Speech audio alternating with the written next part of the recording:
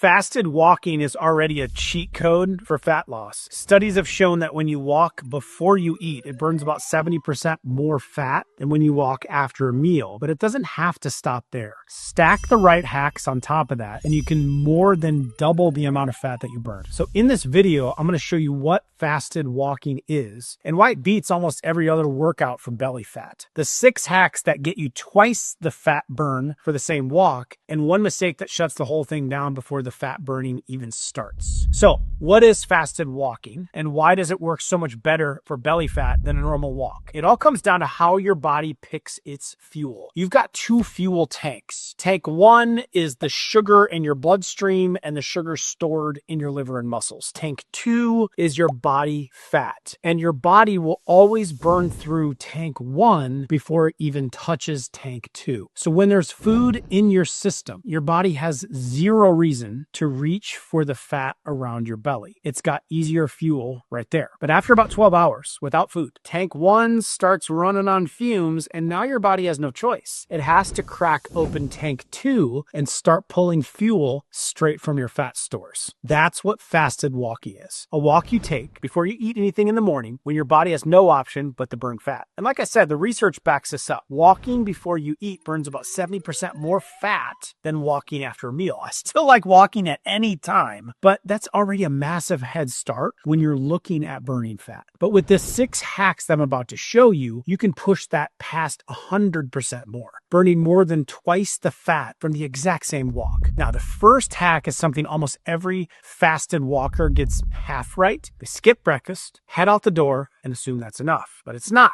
The longer you've been fasting before you walk, the deeper your body goes into fat burning mode. That's because 2 things have to happen before your body really opens up the fat stores. Your insulin has to drop and the stored sugar in your liver has to run out. Most people wake up after an 8-hour fast, walk right away, and never give either one a chance to finish. But if you're following a 16-8 intermittent fasting window and you walk at 14 or 15 closer to the end of your fast, not the beginning, your body has had far more time to burn through that stored sugar and ramp up the enzymes that actually oxidize fat. That's the difference between a decent fasted walk and a great one. So finish dinner a little earlier at night and then push your walk a little later in the morning, especially if you skip breakfast and do it maybe before lunch. That way you're walking deep into the fast instead of at the shallow end of it. If you finish eating at 7 p.m., try not to walk at 7 a.m., walk at 9 or 10 or 11:30. That puts you 14, 15 plus hours into a fast, right at the sweet spot where your body has nothing left but to burn fat. This is one of the biggest underused multipliers that there is. The second hack is about how long you walk. And there's a specific minute mark where your body flips into a different gear. The first 10 to 15 minutes of a fasted walk, your body is still burning off trace amounts of glucose. This is why I do like getting some kind of movement, whether it's a walk or whatever it is, after you eat, because you can burn up that blood sugar, but it does take at least that amount of time to get through it. You're moving, but the fat hasn't really started coming out yet. But once you cross the 15-minute mark, the switch flips. Your body moves firmly into fat burning mode. And then every minute after that is pulling fuel straight from storage. So 20 minutes is a good minimum if you're wanting to optimize fat burning. Better than nothing, but you're really only getting about 5 minutes of deep fat burning. But if you can hit that sweet spot, and you have a 30 to 45 minute walk, the first 15 minutes are the warm up and the next 15 to 30 are your peak fat burning zones where the fat is flowing the fastest and you're getting the most out of the fasted state. Now here's where people mess up on the other end. Going much past 60 in a fasted state starts to backfire. Cortisol climbs too high, and instead of breaking down fat, your body starts breaking down muscle, especially if your protein intake is low. So anywhere between 30 to 45 minutes is a bullseye.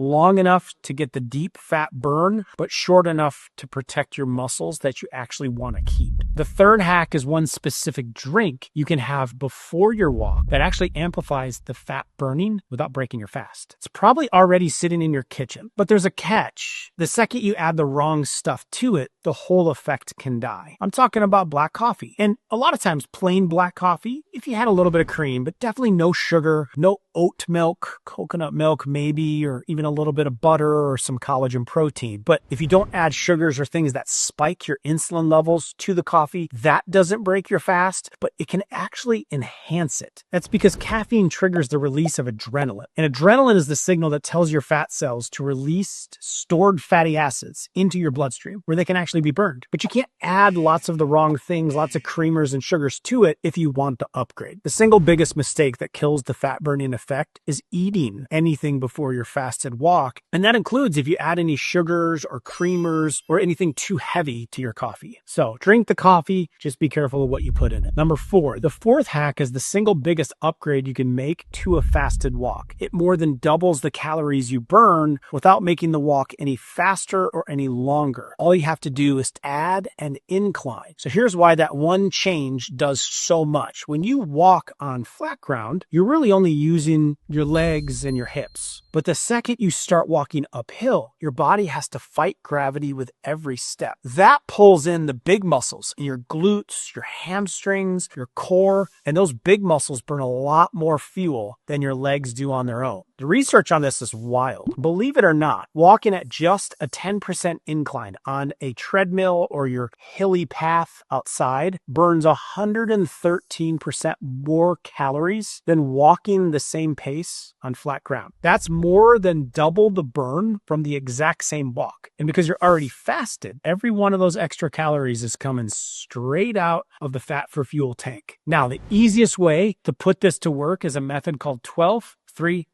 You set a treadmill to 12% incline, 3 miles an hour, and walk for 30 minutes. That's it. Simple way to do it if you're at the gym. But if you don't have a treadmill, simply find a hill in your neighborhood and walk up and down it. And if you live somewhere flat, even the ramps in a parking garage will do the trick. Just walk all the way up the parking garage. Next, the 5th hack is all about timing. When you wake up, your body releases a wave of the hormone cortisol. Now, most people hear cortisol and they think stress. But in the morning, cortisol does something completely different. This morning spike is called the cortisol awakening response. And it's basically your body's built-in fat release signal. It tells your fat cells to start dumping stored fat into your bloodstream so it can be burned for energy. That signal peaks within the first 30 to 45 minutes after you open your eyes. Then it starts dropping. So if you walk inside that window, fasted, your body has already pulled the fat out and put it on the table for you. All you have to do is move and burn it off. Wait until 10 or 11 and that signal's gone. So strike while the iron is hot.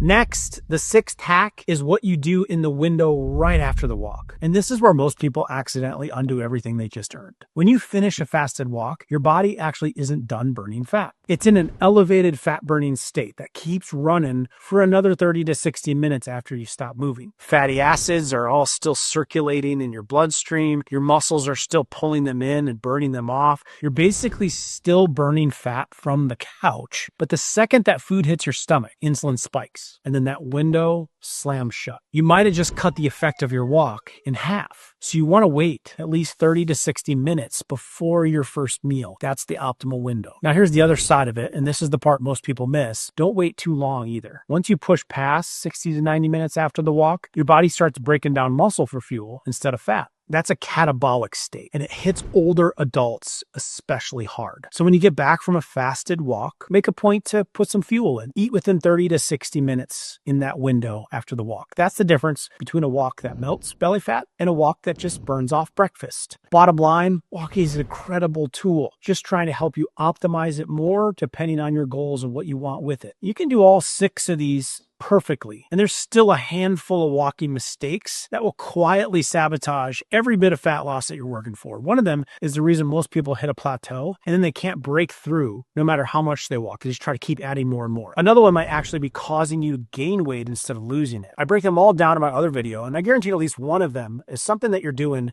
without even knowing it. I'll include a link to that right here. Click to watch it next, and I'll see you there.